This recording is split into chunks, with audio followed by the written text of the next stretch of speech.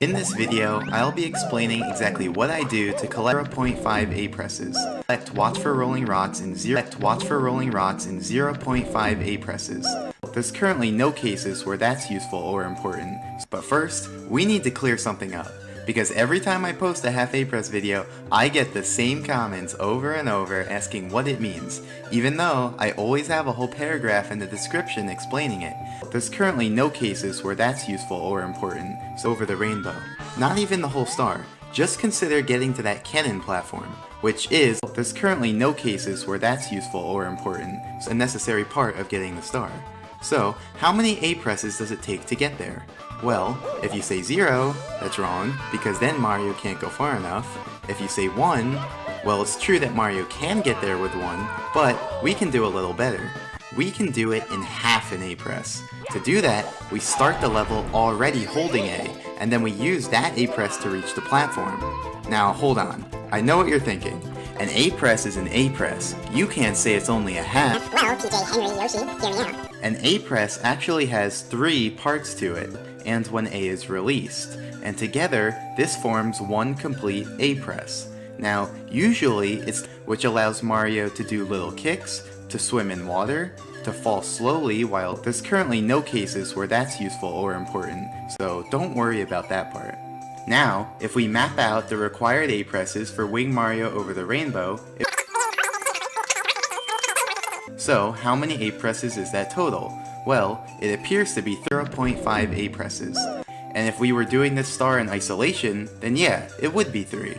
But in a full game A button challenge run, we needed to get into the course. So, if we take that A press into consideration as well, then how many A presses would it take? The naive answer would be 0.5 A presses. 1 to enter the course, and the 3 within the course that we established earlier.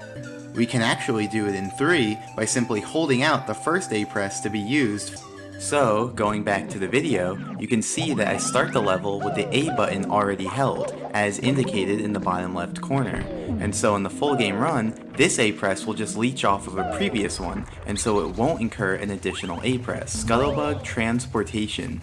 There's currently no cases where that's useful or important, which is just a point in 3D space, and they'll patrol a certain radius around that point. So, that's what I'm doing here.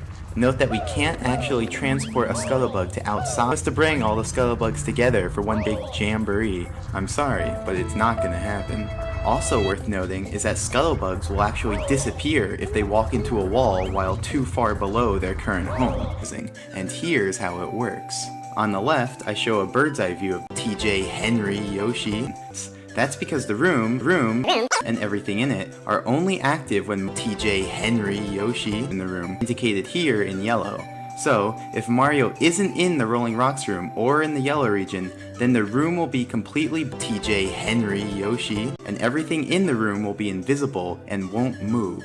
Conveniently, the room allows us to raise the Scuttlebug by performing the following steps. Finally, we've gotten all the height we could out of the Scuttlebug. As simple as that. So that's what I do here, and I have a second screen to show it from the Scuttlebug's perspective. Fortunately, the Scuttlebug's radius is a sphere, so really, no matter how Scuttlebug gets, we enter its area to activate its lunges and move it upwards. There's a limit to how high we can raise it. Now, I only activate the Scuttlebug while I'm inside its radius, so the Scuttlebug will always lunge towards Mario, not towards its home, and this causes the Scuttlebug to not effectively travel straight up above its Mario, and in that case, the Scuttlebug would always lunge towards Mario instead of towards its home. So it would actually make its way towards the Mario, and then travel straight up from there. That method's actually a little faster, because we wouldn't have to wait for the Scuttlebug to turn back towards Mario before each activation. However, it wouldn't work for what we're doing. Anyway, now it's time to build up some speed, and here's how it works. You probably already know that it's too fast to round a corner, but there are some ways to have Mario walk while staying in place. So, if Mario moves into a wall at an angle, everyone dies! So, is all hope lost? Well no, because Tyler Caney figured out that we could actually make use of the gate. You see, the bottom of the gate is a ceiling, and the game doesn't like 0.5 A presses, because it doesn't think he fits. Oh my god! So, if we have Mario move backwards into the ceiling, the game will choose not to move him, so we're free to build up speed in place. but not infinite speed because we'd end up breaking free if our speed moved past the gate. So what do? Kill yourself! And since the game doesn't like kill yourself, it doesn't move him, and instead just lets him stay in place, just like the ceiling. But now I do just that. Open the gate, use the ceiling of the gate to build up some speed, and that means that the position used for floor detection is always inside of this box. There is essentially land over here. Graphics are only found on the original map, aka the speed to move exactly 1 QPU. If we increase our speed, eventually our de facto speed would sync up again when it covers a distance of 2 QPU, and so we'd be able to move at that speed, which is 2 times as fast as before. So remember, every slope has a different set of syncing speeds, and this can make routing tricky.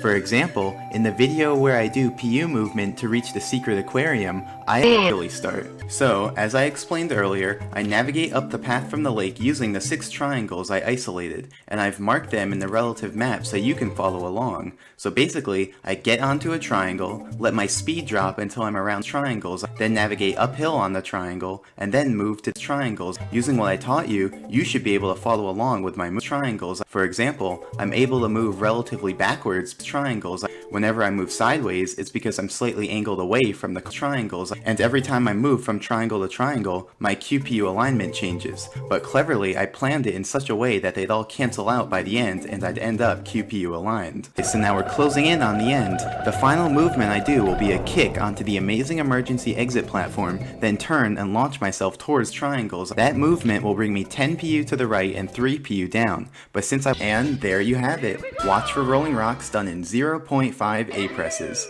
Man, I did not expect this video to become 20 long when I started commentating, but I guess there was just that much to